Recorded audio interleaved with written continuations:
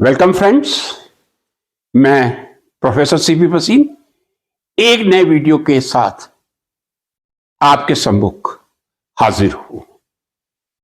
मित्रों, हम लोकतांत्रिक देश में रह रहे हैं। लोकतांत्रिक देश का अर्थ ही यह है सबसे बड़ा धर्म प्रजातंत्र की रक्षा करना होता है। लोकतंत्र का कार्य चुनाव करवाना होता है, सरकार का काम चुनाव करवाना होता है, जनता का कार्य सरकार के कार्यों की समीक्षा करना और देश की परिस्थितियों पर विचार करना होता है।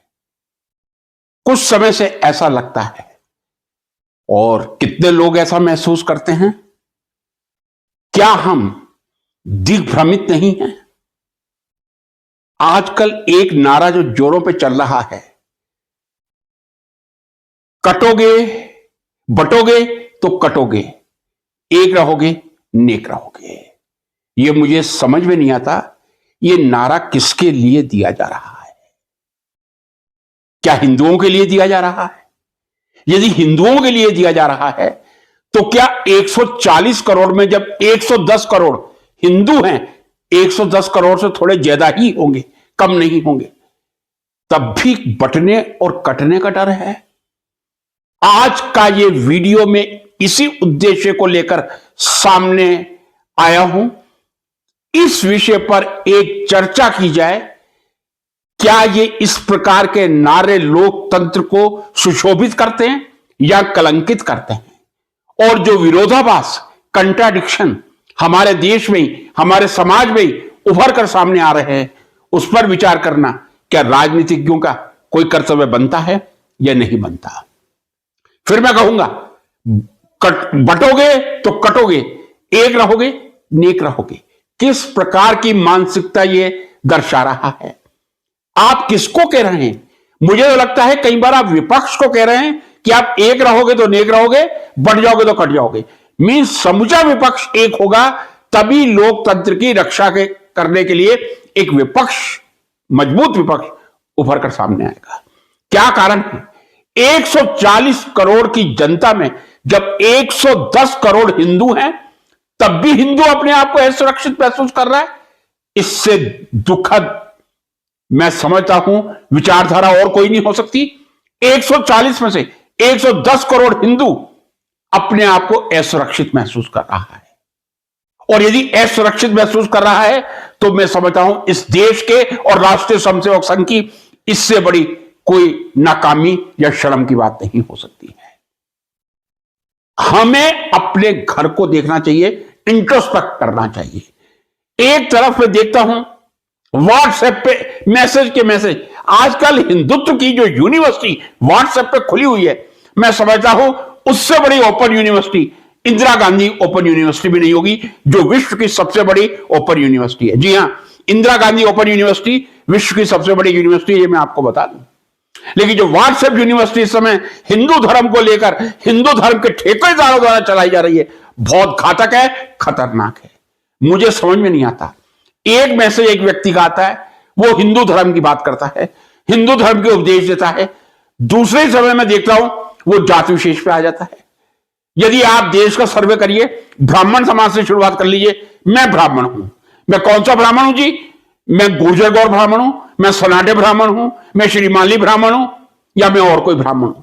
सबसे पहले ब्राह्मणों में भी अलग अलग कैटेगरी बनी हुई है, ब्राह्मण अपने आप में एक नहीं है। जब ब्राह्मणों की बात आती है, श्रीमाली ब्राह्मण समूह अलग है, सनाटे ब्राह्मण समूह अलग है, गुर्जर गौर ब्राह्मण समूह अलग है, सिखवाल ब्राह्मण समूह अलग है। क्या किस तरह की मानसिकता है? जब आप खुद को एक ब्राह्मण धर्म को विभाजित करने में तुले हुए हैं, तो आप एक कैसे होंगे? आप हिंदुत्व की रक्षा कैसे करेंगे? आगे बढ़ता हूं, क्षत्रिय समाज पे आता हूं। जी, हम राजपूत हैं, राजपूत हैं, हम राजस्थान के राजपूत हैं, हम पंजाब के राजपूत हैं, हम हिमाचल के राजपूत हैं, हम हरियाणा के राजपूत हैं। उसमें भी वर्गीकरण हो गया। क्षत्रिय हैं, मैं क्षत्रिय हूं, मैं अरोड़ा हूं, मैं खुखरैन हूं, वर्गीकरण शुरू हो गया। आगे बढ़ते हैं, वैश्य वर्ग की तरफ आते हैं। अजी, मैं तो अग्रवाल हूं, मेरे अग्रवाल में 17 गोत्र हैं, मैं खंडेलवाल हूं, मैं वार्ष्णेय हूं, मैं अन्य माहेश्वरी हूं। जब आप आप एक हिंदू ही नहीं हैं। एक हिंदू होने की बात दूर रही, आप अपने आप को एक ब्राह्मण के तौर पे स्वीकार नहीं कर रहे, आप अपने आप को एक क्षत्रिय के तौर पे स्वीकार नहीं कर रहे, आप अपने आप को एक वैश्य के तौर पे स्वीकार नहीं कर रहे, आप अपने आप को विभाजन करने में तुले हुए हैं। तब यह नारा कितना सार्थक है, बटोगे तो कटोगे, एक रहोगे तो नेक रहोगे। इस प्रकार के भ्रांतिपूर्ण नारे कम से कम हम शिक्षित होने का प्रयास करें, हम इन भेदभावों से दूर आए कि हम किस तरह के ब्राह्मण हैं, हम किस तरह के क्षत्रिय हैं, हम किस तरह के वैश्य हैं। हिंदू धर्म यदि आप में अपने आप में इतना विभाजित रहेगा तो क्या हिंदू समाज को एक करना संभव है? Next to impossible. आप कितने नारे दे दीजिए, आप कितने डर पैदा कर दीजिए, जब तक आपका हिंदू बटा हुआ रहेगा ब्राह्मण क्षत्रिय वैश्य शूद्र में, और जब तक आपका ब्राह्मण क्षत्रिय वैश्य शूद्र भी उपजातियों में बटा रहेगा, तब तक क्या हिंदुओं को आप एक करेंगे? यदि आप हिंदुओं को एक नहीं कर पाते, फिर आप अपने घर को पहले संभालिए। इस प्रकार के नारे देने की आवश्यकता क्या है? इससे पहले 10 साल 2014 से पहले भी कांग्रेस का शासन इस देश में रहा है। मैं किसी सरकार का पक्ष नहीं ले रहा, लेकिन उन्होंने हमेशा देश के विकास का सोचा है। पंडित जवाहरलाल नेहरू जी से शुरुआत कीजिए, लाल बहादुर जी पे आइए, इंदिरा जी पे आइए, राजीव जी पे आइए, अटल जी का बीच में शासन था, प्रशंसा करता हूं मैं अटल जी की, या उसके बाद मनमोहन सिंह जी का शासन था। आप अपने देश की कुव्यवस्थाओं को कब समाप्त करेंगे? आप इस प्रकार के नारों की आड़ में कब तक आप इस देश की जनता की आंखों में मिर्ची झोंकते रहेंगे? कब तक आप इस देश की अशिक्षा को दूर करने का प्रयास नहीं करेंगे? कब तक आप ग्रामीण जनों तक शिक्षा को नहीं पहुंचाएंगे, पीने का स्वच्छ पानी नहीं पहुंचाएंगे, अस्पतालों की जो दशा है वो दयनीय है। आप सरकारी अस्पताल में अपना इलाज करवाने जाएं, शायद आप वहां खड़े नहीं हो सकते। किस प्रकार के हम व्यवस्था की बात कर रहे हैं? ये कटने बटने से पहले देश के सामने इतनी समस्याएं हैं, उन समस्याओं पर कौन विचार करेगा यदि हमारे शीर्षस्थ नेता या कुछ संगठनों के नेता ही इस प्रकार के बयान देते रहेंगे? योगी जी से तो कुछ आशा करना बेकार है। उनका काम तो मठ में बैठना, तपस्या करना है। यह हमारे देश की जनता की विचित्र मनोस्थिति है कि एक तपस्वी को, आपने योगी को मुख्यमंत्री की कुर्सी पर लाके बैठा दिया। उनकी सोच तो जितनी है उतनी रहेगी, लेकिन अन्य राजनेता तो कुछ समझ सकते हैं। या कब तक इस देश की 110 करोड़ हिंदू जनता को मूर्ख बनाया जाता रहेगा? मैं समझता हूं 140 में से 110 करोड़ हिंदू जनता को मूर्ख बनाने का प्रयास किया जा रहा है। उनकी समस्याओं से दूर करने के लिए अन्य समस्याएं लाकर खड़ी करी जा रही हैं। इस प्रकार के राग द्वेष से दूर मैं समझता हूं हम देश की मूलभूत समस्याएं, पीने के पानी की समस्या, शिक्षा की समस्या, चिकित्सा की समस्या, गरीबों में कपड़ों की समस्या, छत की समस्या, बेरोजगारी की समस्या, इन सब पर विचार करें और देश का बुद्धिजीवी वर्ग आगे आकर प्रेरित करें राजनेताओं।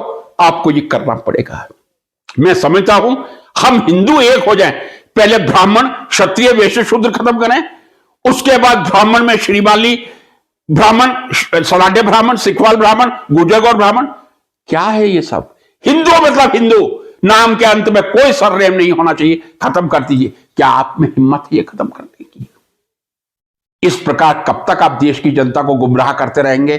कई बार बहुत ही तरस आता है देश के राजनेताओं की बुद्धि पर, लेकिन उनसे ज्यादा तरस आता है इस देश के बुद्धिजीवी वर्ग पर, जिसको बुद्धिजीवी कहा जाता है, लेकिन ना जाने उसकी बुद्धि कहां गई हुई है।